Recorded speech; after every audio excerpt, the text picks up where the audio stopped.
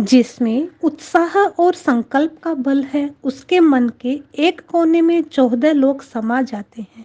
बिना प्रयत्न के समा जाते हैं, कोई कठिनाई नहीं होती।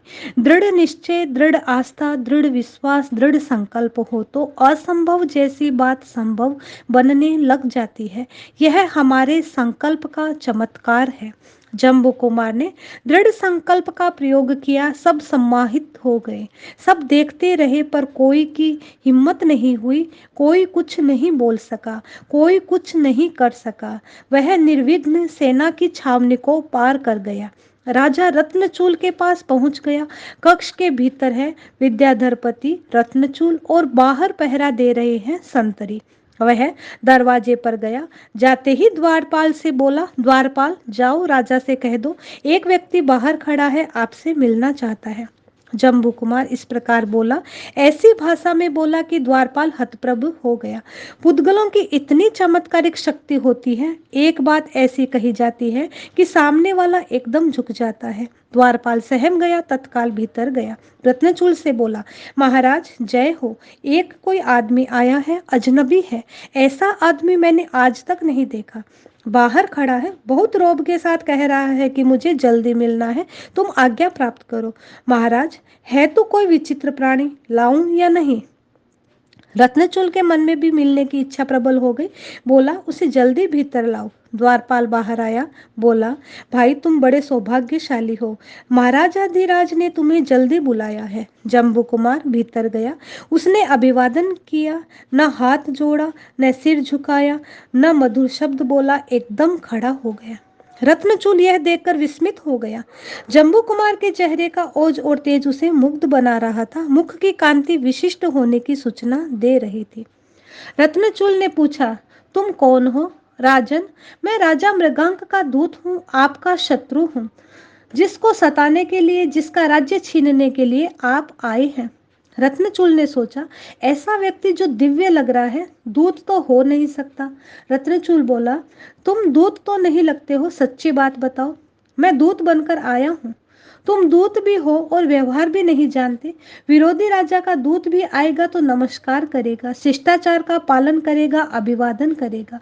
तुम कैसे दूत हो? तुमने न हाथ जोड़े, न सिर झुकाया, कुछ भी नहीं किया। तुम बिल्कुल अलग लग रहे हो। रत्नचूल ने सोचा, यह कोई देव है या कोई अपूर्व मानव? लगता है हमारी परीक्षा के लिए आ गया है। राजा रत्नचूल भी विकल्पों में उलझ गया।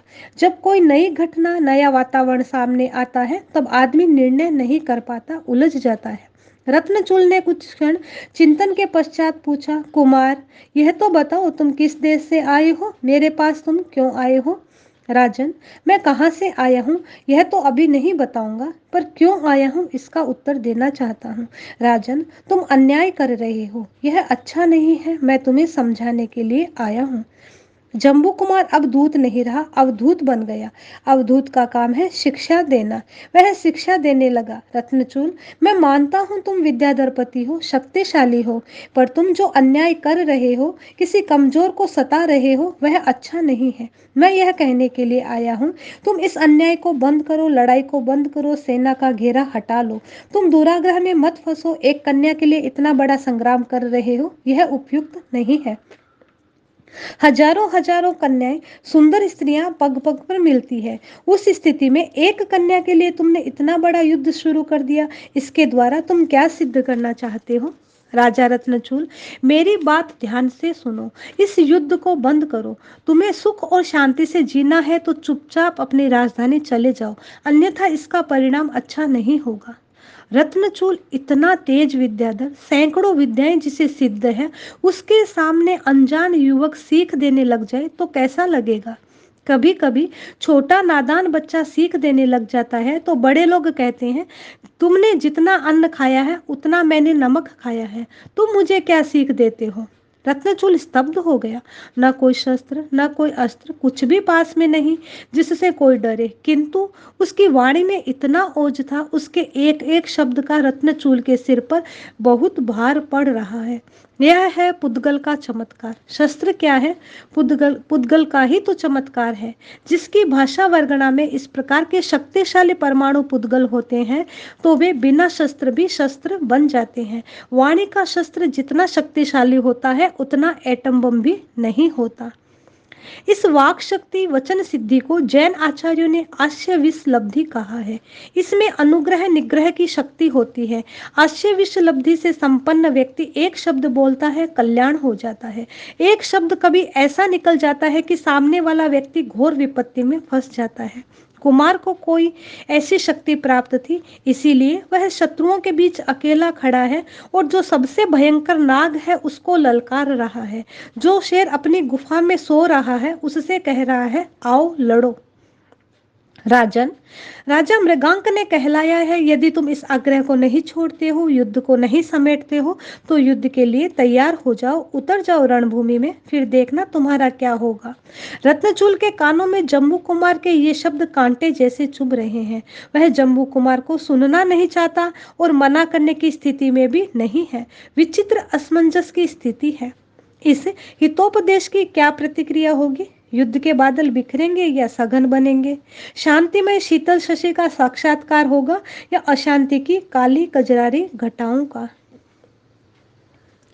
छठा अध्ययन। मनुष्य की मनोवृत्ति है, वह दूसरे की शिक्षा को बहुत कम पसंद करता है। उसके भीतर एक अहम होता है और वह अहम बार बार फुफकारता है। काला नाग जितना नहीं फुफकारता उतना अहम फुफकारता है।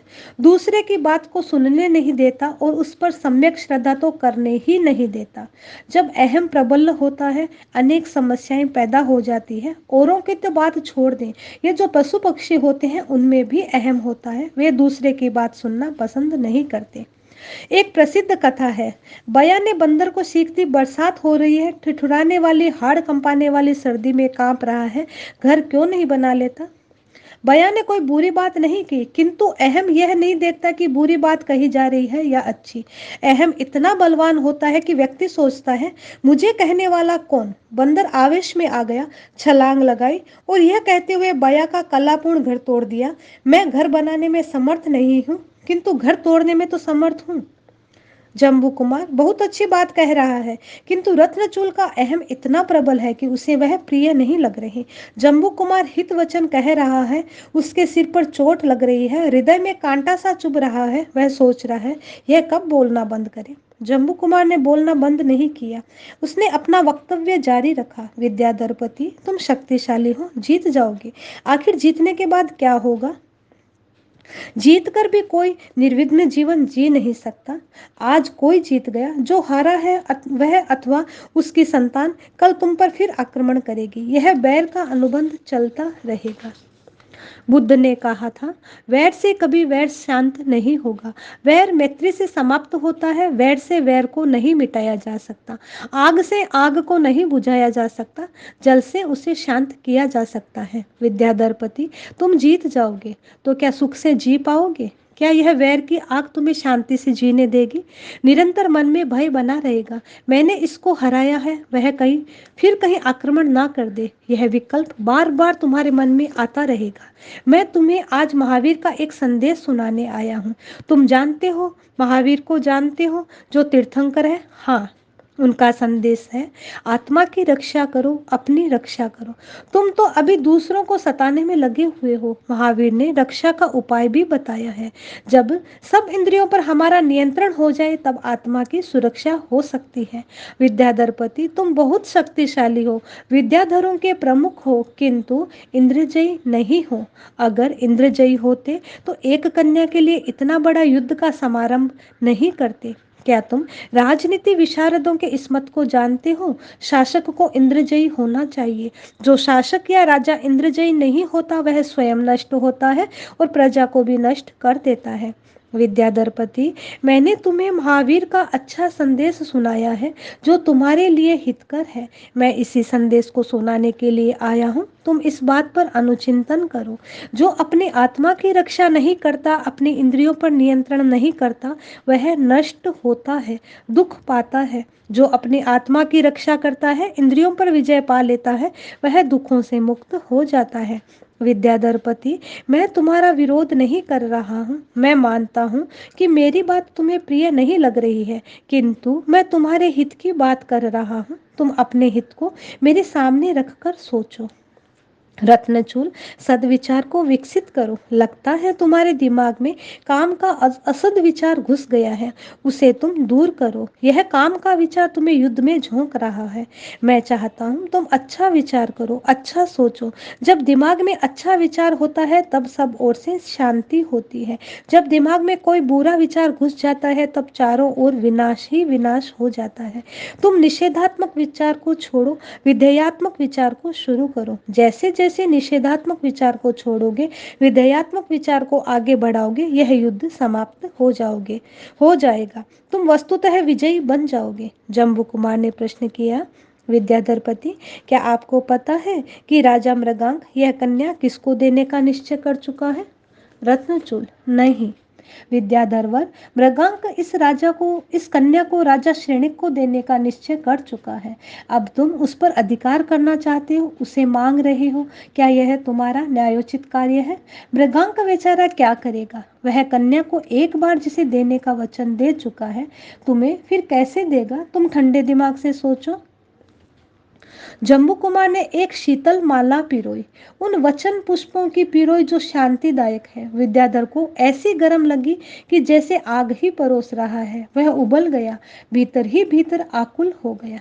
रत्नचूल बोला, ओ बालक, अभी तुम नवयुवक हो, तुमने अपना परिचय दिया, मैं मृगांक का दूत हूँ। दूत बनकर आए हो, तुम दूत का शिष्टाचार भी नहीं जानते, दूत की भांति शिष्ट बोलना भी नहीं जानते।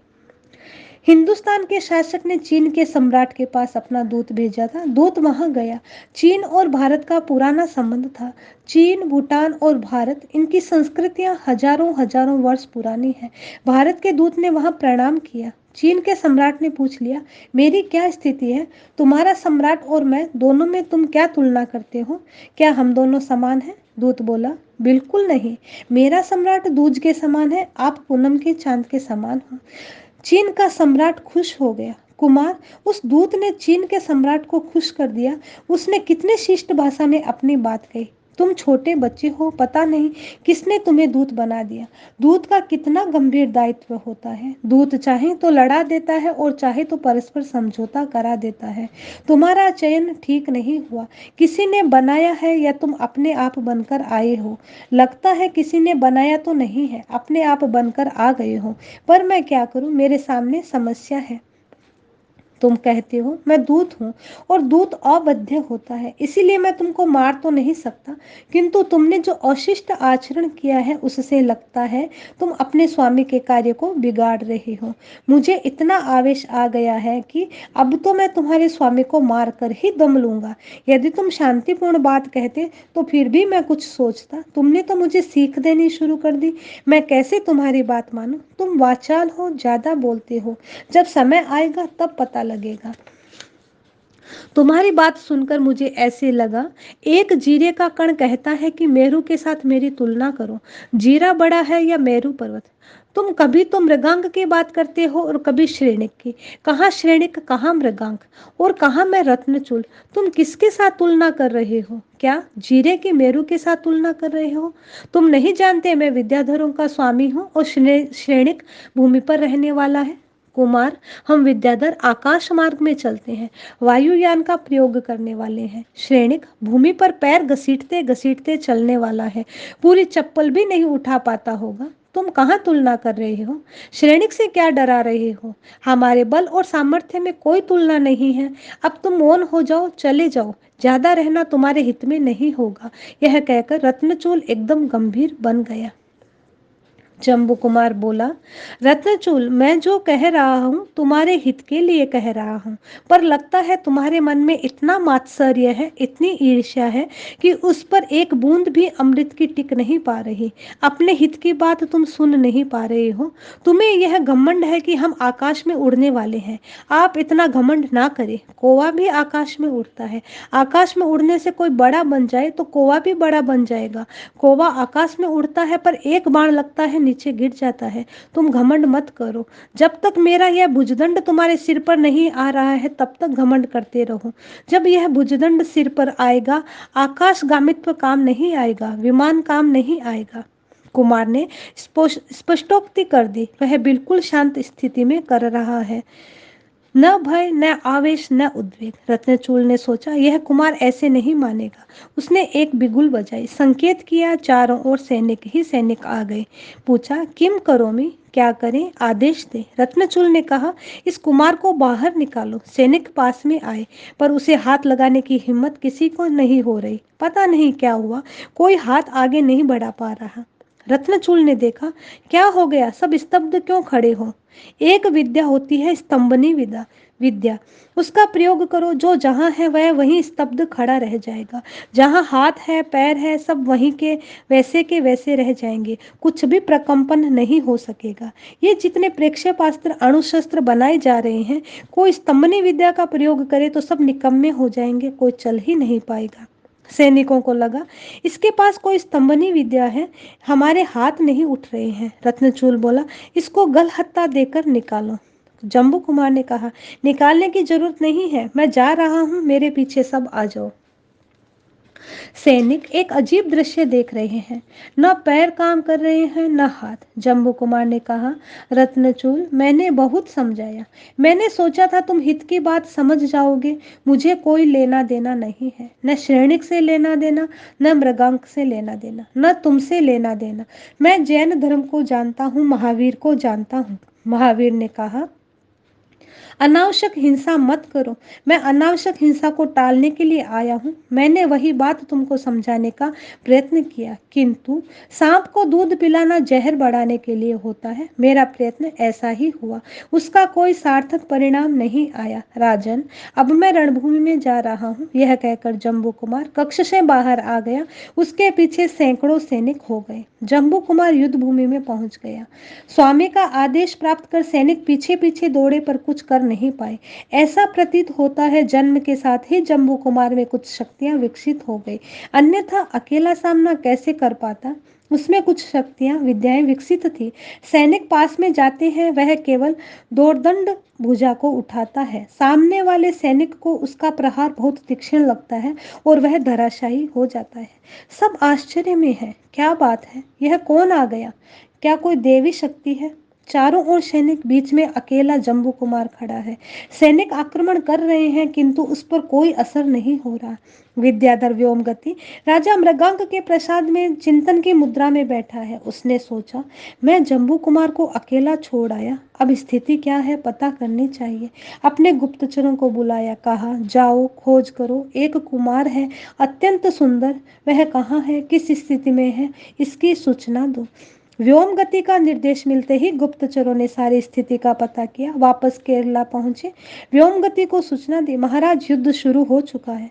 व्योम गति ने विस्मय के साथ पूछा, युद्ध किसने शुरू किया। उस कुमार ने। व्योमगति ने कहा, यह कैसे हो सकता है। वह तत्काल विमान में बैठा और युद्ध स्थल में पहुंचा। उसने देखा, युद्ध तो शुरू हो चुका है। अकेला कुमार अनेक सैनिकों से पराक्रम के साथ जूझ रहा है और अजेय बना हुआ है। वह थोड़ा नीचे लाया विमान को, बोला, कुमार, मैं आ गया हूँ, अब तुम अकेले नहीं हो। जम्बू कुमार ने कहा, मैं अकेला हूँ ही नहीं, मेरे पास महावीर सदा रहते हैं। महावीर मेरे साथ हैं, उनकी शिक्षाएं मेरे साथ हैं। मैं महावीर की वाणी का अनुसरण कर रहा हूँ। अगर मैं महावीर की वाणी को नहीं मानता तो अकेला इस सारी सेना को समाप्त कर देता, पर मैं अनावश्यक किसी को मारना नहीं चाहता। मुझ पर जो प्रहार कर रहे हैं उससे अपनी सुरक्षा कर रहा हूँ, मार नहीं रहा हूँ। यह सुरक्षात्मक युद्ध है। विद्याधर व्योमगति ने तीक्ष्ण कृपाण कुमार की ओर बढ़ाते हुए कहा, कुमार, तुम्हारे हाथ में कोई शस्त्र नहीं है, तुम यह शस्त्र ले लो। मुझे शस्त्र की जरूरत नहीं है, आप शस्त्र अपने पास रखो, मुझे उसकी कोई आवश्यकता नहीं है। मैंने एक निशस्त्रीकरण का शस्त्र ले रखा है। महावीर ने जिसका प्रतिपादन किया है, शस्त्र मत बनाओ, शस्त्र का प्रयोग मत करो। इस संकल्प को मैंने स्वीकार कर लिया है, अब दूसरे शस्त्र की जरूरत नहीं है। जिस व्यक्ति के हाथ में अहिंसा का शस्त्र, अभय का शस्त्र, मनोबल और आत्मबल का शस्त्र होता है, उसे दूसरा शस्त्र लेने की कोई जरूरत नहीं पड़ती। शस्त्र कौन लेता है? जो डरता है वह शस्त्र लेता है। शस्त्र का निर्माण उस व्यक्ति ने किया जिसे डर लगा। जब डर लगा तब शस्त्र बनाया। आज भी शस्त्र का निर्माण क्यों होता है? एक राष्ट्र सोचता है वह मुझे हरा नहीं दे, उसके पास जो शस्त्र है उनसे ज्यादा तेज शस्त्र मैं बनाऊं। दूसरा भी यही सोचता है। अत्थि सत्थम परेण परम, भगवान महावीर का वचन है, एक शस्त्र से दूसरा शस्त्र तेज है। एक डरता है तो तेज शस्त्र बना लेता है, फिर दूसरा उससे तेज बना लेता है। एक राष्ट्र के पास अणुबम है, दूसरा उससे डरता है कहीं अणुबम का प्रयोग न कर दे, मैं भी अणुबम बनाऊं। इस भय के कारण शस्त्रों का विकास हो रहा है। जम्बू कुमार ने कहा, मैंने महावीर का वचन समझा है, मैं महावीर की शरण में हूँ, उनके सिद्धांतों को जीने का प्रयत्न कर रहा हूँ। मैं शस्त्र का प्रयोग करना नहीं चाहता, मैं शस्त्र के प्रयोग को समाप्त करना चाहता हूँ। व्योमगति, तुम मेरी चिंता इसीलिए करते हो कि मैं सम्राट श्रेणी की प्रजा हूँ, मगध का नागरिक हूँ। मेरे प्रति तुम्हारा आकर्षण भी हो गया है, पर चिंता की कोई जरूरत नहीं है। तुम चले जाओ और अपने शस्त्र भी साथ में ले जाओ। व्योमगति कल्पना नहीं कर सका, सोच भी नहीं सका कि इतना अभय कोई कैसे हो सकता है, इतना पराक्रमी कोई हो सकता है। उधर मृगांक के गुप्तचर व्योमगति से पहले मृगांक के पास पहुंच गए। बोले, महाराज आप बड़े भाग्यशाली हैं, आपकी विजय होगी। मृगांक ने सविस्मय पूछा, क्या बात है, क्या स्थिति है, शत्रु सेना में क्या हलचल है? राजन, आप पूछ रहे हैं, युद्ध शुरू हो गया है, मैं भीतर बैठा तैयारी कर रहा हूँ। किसने शुरू कर दिया युद्ध? राजन, कोई एक अनजाना युवक आया है, पता नहीं किसने भेजा है। ऐसा दिव्य शक्ति संपन्न युवक है कि अकेला सब शत्रुओं के साथ जूझ रहा है, शत्रुओं को भगा रहा है। अब समय है आप जाए और शत्रु पर आक्रमण करें, आपकी विजय निश्चित है। राजा मृगांक बहुत खुश हुआ। उसने पूछा, यह तो बताओ आखिर वह है कौन, कहाँ से आया है? क्या कोई दिव्य लोक से अचानक उतर आया है? कालू यशोविलास का प्रसंग है। भिवानी में दीक्षा का अवसर था। विरोधी लोग दीक्षा का विरोध कर रहे थे। रात को बाजार में विरोधी लोगों ने जनसभा आयोजित की। निर्णय किया गया, ऐसा तेज विरोध करना है कि दीक्षा हो ही नहीं पाए। सभा में अचानक कोई आकर गिरा। कहाँ से आया, आकाश से या पाताल से, किसी को कुछ पता नहीं चला, किंतु सभा तत्काल समाप्त हो गई। कभी कभी ऐसी भयानक घटना घटित होती है कि कोई आ जाता है। गुप्तचर बोले, महाराज आप भाग्यशाली हैं, आपके भाग्य से कोई महाबलशाली उचित समय पर आ गया है। आपको अब नगर में बंद होकर रहने की जरूरत नहीं है। व्योमगति भी मृगांक के पास पहुंच गया। उसने भी कहा, राजन अब युद्ध के मैदान में चले। व्योमगति, क्या बात है? राजन, युद्ध शुरू हो चुका है। किसने किया? अभी वार्ता का समय नहीं है, पहले तैयारी करो, चलो। तत्काल रणभेरी बजी, नगर के दरवाजे खुल गए। रत्नचूल ने सुना, पूछा, यह आवाज क्या आ रही है? गुप्तचरों ने बताया, महाराज रणभेरी बज गई, मृगांक अपनी सेना के साथ हमारी सेना पर आक्रमण करना चाहता है। रत्नचूल ने कहा, इतनी हिम्मत, रत्नचूल के सामने मृगांक आएगा? उधर मृगांक तैयारी कर रहा है, इधर रत्नचूल का आवेश प्रबल बन रहा है। युद्ध में दोनों मिलेंगे, परिणाम क्या होगा